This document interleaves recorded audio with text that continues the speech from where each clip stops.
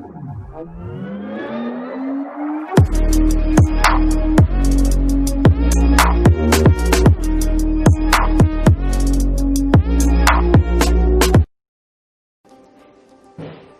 My dear students, कैसे हैं आप? Hope doing fine. वेल, मैं नीता गुप्ता अपने YouTube चैनल कैम्बिन एकेडमी में आप लोगों का स्वागत करती हूँ। मैं 11th एंड 12th स्टैंडर्ड के केमिस्ट्री रिलेटेड इम्पोर्टेंट टॉपिक्स को रिलेट करते हुए वीडियो लेक्चर्स बनाती हूँ and I hope you are viewing my lectures. मैंने पिछले 2 दिन पहले मैंने स्टैंडर्ड 12th का जो है chapter 2 that is solutions chapter में मैंने बहुत एक इम्पॉर्टेंट टॉपिक है ideal and non ideal solutions, उसको रिलेट करके मैंने एक पार्ट 1 में मैंने एक लेक्चर बनाया था जिसमें मैंने आइडियल सॉल्यूशंस के बारे में डिस्कस किया था। Today I will be discussing with you that is the non ideal solutions किन्हें बोलते हैं and how they deviate from Rawls law, उसके बारे में मैं डिस्कस करने जा रही हूँ। So that is the part 2 of this particular portion. So let's start with the lecture. Before starting the lecture, I want to discuss with you very important point. Whenever you are watching my videos or any of the videos that is educational videos, मेरी आपसे यही request है कि that you keep a pen, pencil and a notebook with you so that you are maintaining all the points on the in the notebook while you are viewing the lecture. जब तक आप lecture देख रहे हैं और आप उसको pause करते जाइए, बीच में इंपॉर्टेंट पॉइंट जैसे ही आपको समझ में आता कि ये इंपॉर्टेंट है, I have to note it down, आप उसको लिखिए और उसको जो है एक ब्लू कलर का पेन है या रेड कलर के डिफरेंट कलर के पेन से आप उसको मार्किंग कर सकते हो और उसको जो है जैसे इंपॉर्टेंट पॉइंट है, जैसे मैंने आपको बोला कि ये इंपॉर्टेंट पॉइंट है, ये it is important for your competitive exams, आप क्या करोगे उसको रेड मार्क कर दोगे। बहुत ज्यादा इंपॉर्टेंट है तो उसको डबल एस्ट्रिक मार्क कर दोगे। इस तरीके से जो है आपका जो नोट है वो एक बहुत ही कॉन्साइज वे में एक सिस्टमैटिक नोट आपका प्रिपेयर हो जाएगा and by the end of the lecture you will be satisfied. आप बहुत सेटिस्फाइड होगे कि अरे देखो मेरा तो लेक्चर के साथ साथ मेरे नोट्स भी प्रिपेयर हो रहे हैं। That is the importance. So जब भी आप लेक्चर देख रहे हैं और अपने उन लेक्चर्स को आप जो है आप क्या करो, आप अपने नोटबुक में उनको जो है you jot down all the important points so that any time you can refer. ऐसा नहीं है कि आपको जब भी आपको पढ़ना है अरे हम अब मुझे वो टीचर का लेक्चर देखना है, वो टीचर का लेक्चर देखना है, ऐसा नहीं करना है। आप अपने नोट्स प्रिपेयर करके अपने side by side you are preparing your notes, watching the notes, preparing the notes and then you can use them for your solving the questions. Okay, so that is very important information. आप एक बार देखिए, आप उसको जैसे ही आप prepare करोगे and by the time when you end the viewing the lecture you will see that you will feel yourself that much satisfied, आप खुद satisfied feel करोगे। So hope you will do follow my instructions. Let's start with the lecture. So चलिए शुरू करते हैं lecture को।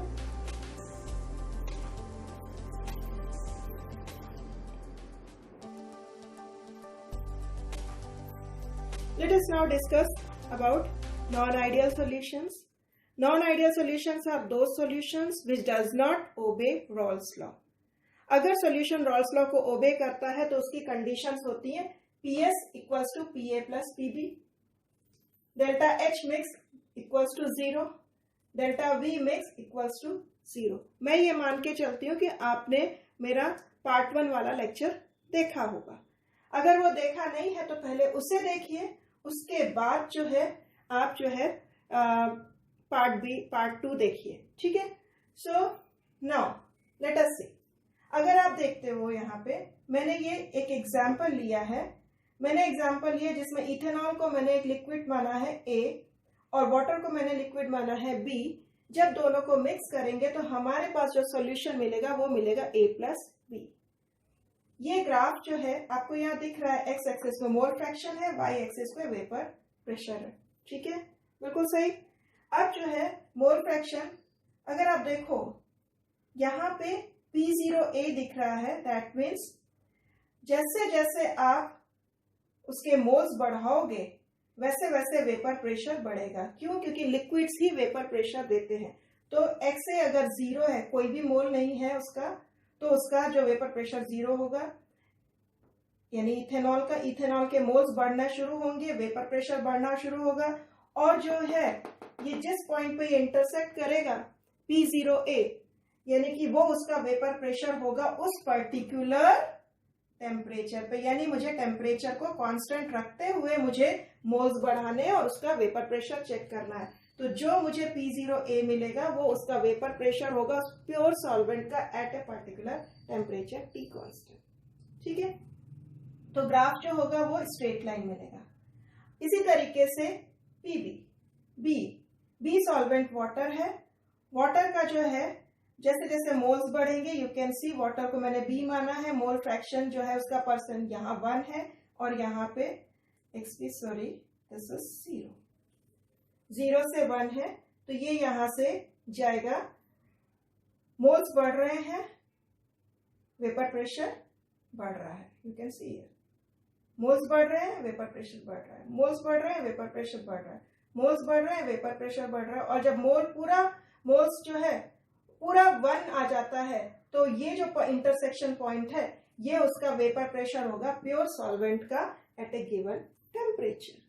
दोनों को मिक्स करा तो जब ये जो P0A है और ये जो P0B है, इन दोनों का पॉइंट ऑफ इंटरसेक्शन इसे अगर हम ज्वाइन करते हैं तो हमें ये जो कर्व स्ट्रेट लाइन कर्व मिल रहा है, दिस वन, ये हो गया PS। रॉल्स लॉ को ओबे करेगा तो it is equals to PA plus PB, क्योंकि ये भी रॉल्स लॉ को फेवर कर रहा है, ये भी रॉल्स लॉ को फेवर कर रहा है। लेकिन यहाँ रॉल्स लॉ फेवर नहीं हो रहा है, नॉट ओबेइंग रॉल्स लॉ। तो और दूसरी बात, पॉजिटिव डेविएशन यानी कि ज्यादा, यानी कि ये कर्व जो है पॉजिटिव डायरेक्शन में जा रहा है। फाइनल PSP पॉजिटिव जो है डायरेक्ट उसका कर्व जो है पॉजिटिव डायरेक्शन में जा रहा है। क्यों? क्योंकि सॉल्यूशन के अंदर जो है इंट्रैक्शन की बात करनी पड़ेगी हमें। What is that interaction? अगर खाली लिक्विड A होता तो उसमें A मॉलिक्यूल्स के आपस में इंट्रैक्टिव फोर्सेस होते, यानी एक दूसरे के पीछे दूसरे के पास एक दूसरे की तरफ अट्रैक्शन होता। इसी तरीके से अगर लिक्विड B होता तो उसका इंट्रैक्शन जो होता, दो लिक्विड मॉलिक्यूल्स के बीच में इंट्रैक्शन, उसे हम BB इंट्रैक्शन बोलेंगे। लेकिन जब हमने A और B को मिक्स करा तो अब नए इंट्रैक्शंस पैदा हुए A और B के बीच में। उन इंट्रैक्शंस को हम AB इंट्रैक्शन बोलेंगे, क्योंकि ये इंट्रैक्शंस कम है, दोनों के बीच में ज्यादा इंट्रैक्शन नहीं है। तो वो जब वेपराइज होंगे तो उनके इंट्रैक्शन कम होने की वजह से जो है वेपर्स जरूरत से ज्यादा क्रिएट होने वाले, क्योंकि अब इंट्रैक्शन कम हो गए, ये टूटने लगा है। यानी कि अब A का इंट्रैक्शन और BB के इंट्रैक्शन से ये इंट्रैक्शंस जो है कम हो गए। तो ऐसे में no more vapours will be created. जब मोर वेपर्स क्रिएटेड होंगे तो that means you will get a curve in the positive direction. तो फाइनली ऑब्वियस है कि A का वेपर प्रेशर ज्यादा हुआ, B का वेपर प्रेशर ज्यादा हुआ, तो दोनों का समेशन वो भी ज्यादा होगा, यानी कि vapour pressure will be greater than vapour pressure of the solution greater than vapour pressure of A and vapour pressure of B। ठीक है, सो हमने ग्राफ को समझ लिया, यानी कि हमें क्या है, हमें वो पॉइंट मिल गया है कि PS is greater than PA plus PB। ये एक पहली कंडीशन हो गई। PA greater than P0A XA, क्योंकि रॉल्स लॉ फेवर नहीं है। P0B greater than PB is greater than P0B XB। Ultimately ये पॉइंट एक पॉइंट हो गया 1। दूसरा पॉइंट डेल्टा H मिक्स, जब दोनों को मिक्स करा तो उसकी जो एंथैल्पी हुई वो ग्रेटर देन 0 हुई, यानी कि एनर्जी एब्सॉर्ब हो रही है, एंडोथर्मिक प्रोसेस हो रहा है। Delta V mix greater than 0, उनका जो वॉल्यूम जो है वो भी ज्यादा हो रहा है, जितना वॉल्यूम था उससे, क्योंकि इंट्रैक्शन ज्यादा नहीं है तो वो दूर दूर रहेंगे, तो वॉल्यूम, फाइनल वॉल्यूम जो है वो इंक्रीज हो जाएगा। ऐसे में जो है because of high vapour pressure, now boiling point की बात आती है। हाई वेपर प्रेशर होने की वजह से उनका बॉइलिंग पॉइंट जो है कम हो जाएगा। Obviously what is boiling point? Boiling point is a temperature at which vapor pressure of the liquid is equals to external atmospheric pressure that is 1 bar 1 atmosphere 760 mmHg बोलो, कुछ भी बोलो, ये तीन में से कोई भी वो एक्सटर्नल एटमॉस्फेरिक प्रेशर हो गया। तो क्योंकि वेपर ज्यादा है, वेपर प्रेशर ज्यादा है, तो बॉइलिंग पॉइंट जल्दी अचीव होने वाला है। इस सॉल्वेशन का बॉइलिंग पॉइंट जल्दी आएगा एज कॉरेस्पॉन्डेंस टू, जैसे देखो इथेनॉल का बॉइलिंग पॉइंट कितना है 351.3 केल्विन, वाटर का बॉइलिंग पॉइंट कितना है 373 केल्विन, ठीक है। और जो experimentally obtained boiling point of the mixture is 351.15, यानी कि इस बॉइलिंग पॉइंट से थोड़ा सा कम, थोड़ा सा 351.3 है 0.15, यानी कि दोनों लिक्विड से भी लोअर बॉइलिंग पॉइंट है, यानी जल्दी अचीव हो गया। So that is why this solution is termed as minimum boiling azeotrophs.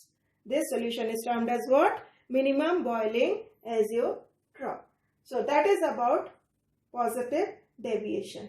Negative deviation हो गया। Negative deviation, if you will see the diagram, अगर आप डायग्राम देखेंगे तो यहाँ पे अगेन y एक्सिस पे वेपर प्रेशर मैंने लिया है, x एक्सिस पे मैंने मोल फ्रैक्शन लिया है, और जो है अब हम क्या करेंगे, दो सॉल्वेंट्स को एक दूसरे के साथ मिक्स करेंगे। यहाँ पे एग्जांपल के तौर पे मैंने HCl as a solvent A ले लिया है और H2O as another liquid solvent B ले लिया। जब दोनों लिक्विड्स को हम मिक्स करेंगे तो you will get a solution.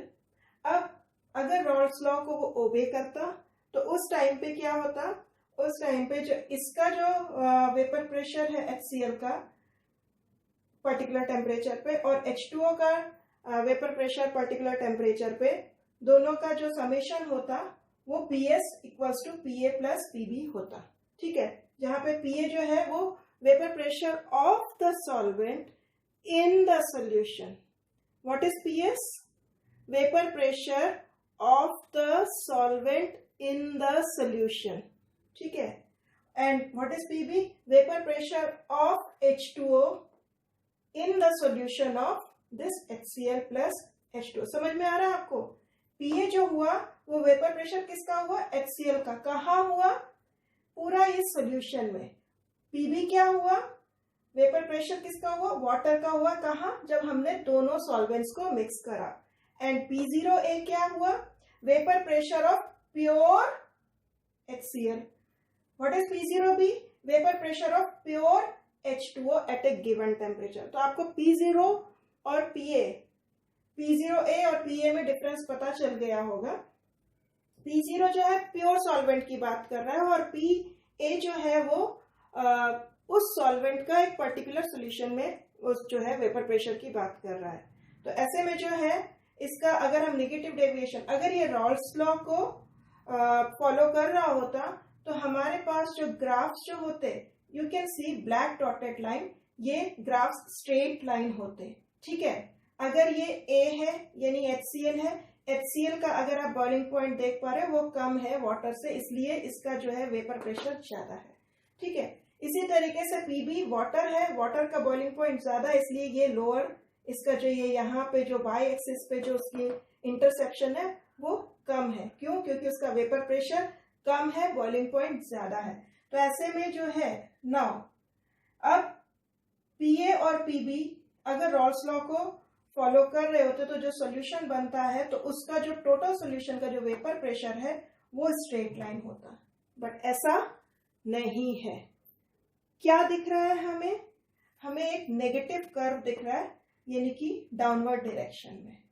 तो जो एक्चुअल वेपर प्रेशर जो है वो PB that is less then P0A XB हो गया, सॉरी P0B XB हो गया, और जो actual vapour pressure of HCl in the given solution of A and B that is PA, it will be less than P0A XA।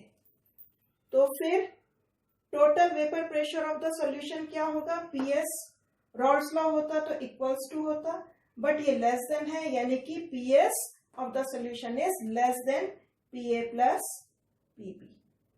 समझ में आ गई बात? पूरी अच्छे तरीके से समझ में आ गया। आई hope you have understood the concept. आपको P0A और PA का डिफरेंस समझ में आ गया होगा, P0B और PB का डिफरेंस समझ में आ गया होगा। रॉल्स लॉ होता तो हमें स्ट्रेट लाइंस मिलती, ठीक है, चाहे वो सिंगल सॉल्वेंट की बात करें चाहे वो सॉल्यूशन की बात करें। लेकिन क्योंकि ये रॉल्स लॉ को फेवर नहीं कर रहा है, it is not obeying Rawls law, ये नॉन आइडियल सॉल्यूशन है, यानी कि आपको एक नेगेटिव डेविएशन हमें दिख के आ रहा है।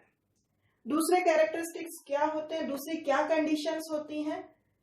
Delta H mix, enthalpy of mixing, वो अगर रॉल्स लॉ को फेवर कर रहा होता तो वो इक्वल्स टू 0 होता, but not equals to 0, and that is if it is less than 0 तो वो हो गया negative deviation. Delta V less than 0, again अगर इक्वल्स टू 0 होता तो क्या होता? यस, रॉल्स लॉ को ओबे कर रहा होता, बट लेस देन 0 है यानी वो रॉल्स लॉ को ओबे नहीं कर रहा है, ठीक है। अब ये नेगेटिव डेविएशन है तो हमें ये समझ में तो आ गया कि क्यों ये नेगेटिव डेविएशन है, ठीक है, बिल्कुल क्लियर, एकदम से दिमाग में सेट हो जाना चाहिए कि नेगेटिव डेविएशंस क्यों है, क्योंकि उनके वेपर प्रेशर कम है, इन सॉल्वेंट्स के वेपर प्रेशर कम है। तो जब वेपर प्रेशर कम है तो ऑब्वियसली उनके लो वेपर प्रेशर हो जाने की वजह से उनका बॉइलिंग पॉइंट बढ़ जाएगा। What is boiling point? Boiling point is that temperature, वो ऐसा टेम्परेचर है उस लिक्विड का जब उसका जो वेपर प्रेशर होता है वो बराबर होता है बाहर का एक्सटर्नल एटमॉस्फेरिक प्रेशर, बाहर का जो हवा का दबाव, उसे हम एक्सटर्नल एटमॉस्फेरिक प्रेशर बोलते हैं, जो कि 1 एटमॉस्फेयर बोलो, 1 बार बोलो या 760 mmHg बोलो, तीनों में से कोई भी ले सकते हैं हम। सो इट हैज जो बॉइलिंग पॉइंट हुआ इट इज, सो हम फिर से डिस्कस कर लेते हैं।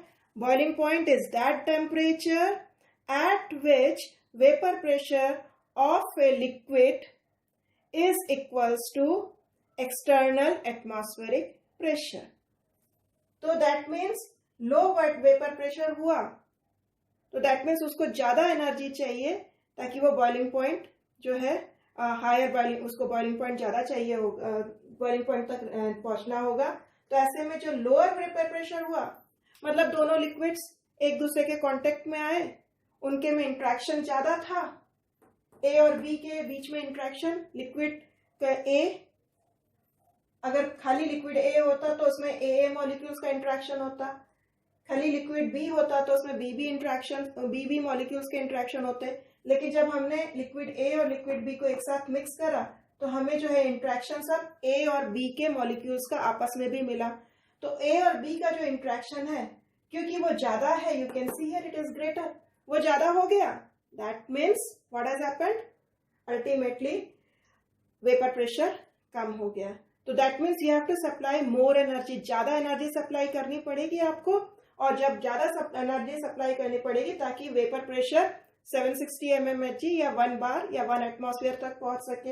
ऐसे में जो बॉइलिंग पॉइंट है मिक्सचर का वो पर्टिकुलर रिस्पेक्टिव सॉल्वेंट से ज्यादा हो जाएगा। यू कैन सी हियर ये 188 केल्विन है, इसका उससे HCl के बॉइलिंग पॉइंट से ज्यादा है। इवन इसका मिक्सचर का बॉइलिंग पॉइंट वाटर के बॉइलिंग पॉइंट से भी ज्यादा है। That is why they are termed as maximum boiling azeotrophs. Azeotrophs word मतलब azeotrope वो एक ऐसा मिक्सचर होता है जो एक पर्टिकुलर टेम्परेचर पे जब उसका बॉइलिंग पॉइंट आता है उस टाइम पे हम उस सोल्यूशन के अंदर से कोई पर्टिकुलर सॉल्वेंट को हम डिस्टिल आउट नहीं कर सकते हैं। It is the boiling azeotropic mixture is some mixture solution where we have got the constant boiling point for both the particular solvents which are present in the mixture। यानी कि हम solvent A 188 kelvin पे, अगर आप मानो कि 188 kelvin पे जब तक ये बॉइलिंग पॉइंट रीच नहीं होता है 188 केल्विन पे हम HCl को एक्सट्रैक्ट आउट कर सकते हैं, तो इट इज नॉट पॉसिबल। अगर आप सोचो कि वाटर को बाहर निकाल दें हम इस सॉल्यूशन से तो भी पॉसिबल नहीं होगा। यानी कि 383 केल्विन पे जाके जब डिस्टिलेशन करेंगे तो हमें HCl और वाटर के दोनों के पार्टिकल्स जो हैं उस सॉल्यूशन में मिलेंगे। So it is a constant boiling mixture और आप उसको एक्सट्रैक्ट आउट नहीं कर सकते हो। जैसे कि इथेनॉल और वाटर का आपको पता है it is 95% ethanol plus 5% water gives you an azeotropic mixture. तो यानी कि जो इथेनॉल और वाटर अगर हम 95% इथेनॉल और वाटर का 5% जो है वो दोनों का मिक्सचर जो है उसको आप चाहो तो HCl को वाटर को उसमें से निकाल सको उस मिक्सचर में, तो नॉट पॉसिबल होगा। अगर मुझे प्योर इथेनॉल उसमें से चाहिए होगा तो मुझे मेम्ब्रेन टेक्नोलॉजी का यूज करना पड़ेगा। Okay, clear? So you have understood, I hope you have understood this concept of negative deviation. Okay, now let us try to look into the example of ideal solution, non-ideal solution showing positive deviation, non-ideal solution showing negative deviation। ठीक है, ideal solutions को याद रखना थोड़ा easy है, उनके examples जैसे benzene plus toluene, you can see ज्यादा डिफरेंस नहीं है, benzene plus toluene, this is N3, 4, 5 and 6, N-हेक्सेन, N-हेप्टेन। ठीक है, इसका mixture straight almost similar structures हैं। Then bromoethane plus chloroethane, then chlorobenzene plus bromobenzene, almost similar है। मतलब जब आप मिक्सचर देखोगे तो दोनों जो भी सॉल्वेंट आपने लिए हैं उनके जो फॉर्मूले हैं उसमें ज्यादा डिफरेंस नहीं है, तो याद करने में थोड़ा इजी रहेगा। पॉजिटिव डेविएशंस, इथेनॉल लेते हैं हम एक A, उसके सामने हम एसीटोन लेंगे या फिर हम बेंजीन लेंगे, दिस इज इथेनॉल, एसीटोन या बेंजीन या वाटर, तो you will get a positive deviation. दूसरा है एसीटोन, अगर आप लेते हो तो एसीटोन के सामने CH2 लोगे या इथेनॉल, एसीटोन एंड इथेनॉल ये दिया हुआ है, मैंने एस्ट्रिक मार्क किया हुआ है, ये यहाँ पे मैंने थोड़ा याद करने के लिए इजी हो जाए, तो एसीटोन के साथ इथेनॉल, एसीटोन के साथ CH2, एसीटोन के साथ बेंजीन। सिमिलरली कार्बन टेट्राक्लोराइड के साथ हम क्लोरोफॉर्म लेते हैं या बेंजीन लेते हैं या क्लोरोबेंजीन लेते हैं, तो हमें ये मिक्सचर जो है ये पॉजिटिव डेविएशन देने वाले हैं। 1, 2, 3, 4 and 5 ये इधर चला गया, 6, 7, 8, you have to remember। okay, remember this is important from your MCQ section, that is competitive part, from competitive part it is important। Negative deviation की अगर हम बात करते हैं तो सबसे पहले इजी याद रखना है mixture of water with any acid, तो water plus HCl gives you negative deviation, क्योंकि वाटर और HCl दोनों के बीच में इंट्रैक्शन ज्यादा होगा। Water plus nitric acid, again you will have negative deviation. Chloroform के साथ हम एसीटोन ये ईथर ले सकते हैं या एसीटोन ले सकते हैं या बेंजीन ले सकते हैं। सो बेंजीन, ईथर एंड एसीटोन, तीनों में से कोई भी क्लोरोफॉर्म के साथ रहेगा तो वो हमें कौन सा डेविएशन देगा? Negative deviation. फिर अगर हम एसिटिक एसिड की बात करें तो acetic acid plus pyridine, this will also give you an example of non-ideal solution having negative deviation। तो अल्टीमेटली these examples आप वीडियो को पॉज करके इसको लिख लीजिएगा, बिकॉज ये जो है इम्पोर्टेंट पोर्शन है और क्वेश्चन डायरेक्ट क्वेश्चन आता है mixture of this plus this, which of the following is true. जैसे आपको पूछ लिया कि इथेनॉल को अगर हम बेंजीन के साथ मिक्स करते हैं, what is the type of, which of the following, is it ideal और नॉन आइडियल। अगर नॉन आइडियल है या फिर तो साथ में ये भी पूछा जाएगा पॉजिटिव है या नेगेटिव, या फिर कुछ इस तरीके से क्वेश्चन आ सकता है। सपोज आपको एक एसीटोन और बेंजीन का एग्जांपल दे दिया है कि व्हेन लिक्विड A एसीटोन है, liquid B is benzene, when the two is mixed together you get a solution, then which of the following is true? Ideal and positive, ideal and negative, non ideal and positive, non ideal and negative, so non-ideal and positive, so this will be the third option will be your correct answer. Like that, any of the mixture they can give, and they can ask you the MCQs related question on that. So on that basis इस example का table आप अच्छे से बना लीजिएगा और उसको properly जो है उसको कहीं पे आप थोड़ा सा उसको रिवाइज करते रहिए जब तक आपका सोल्यूशन चैप्टर चल रहा है, आप इजीली कर पाओगे. Hope you have understood the concept of positive and negative deviation and then certain examples that are related to all the three. Fine. Let's hope you had enjoyed the lecture. Enjoy kariye and wait for the next lecture related to colligative properties of solution. Okay. Have a nice day.